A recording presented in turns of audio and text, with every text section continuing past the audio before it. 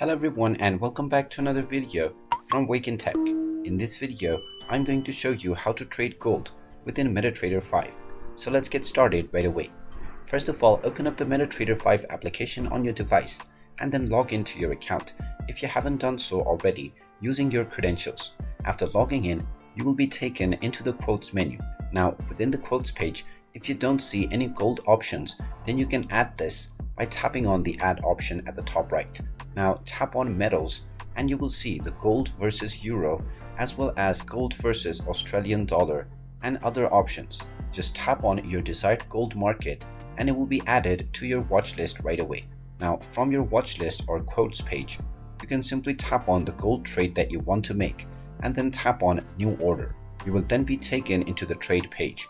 You can tap on buy if you wish to begin buying, and you can also tap on sell if you wish to make your trade by selling. You can also change your SL as well as TP options and the deviation settings before starting your buying and selling. And there you have it. That is how easy it is to trade gold on MetaTrader 5. If you find this video helpful, make sure you hit that like button and subscribe to our channel if you haven't done so already. Also ring that notification bell to never miss another update from us. Thank you for watching and I will see you again in the next video.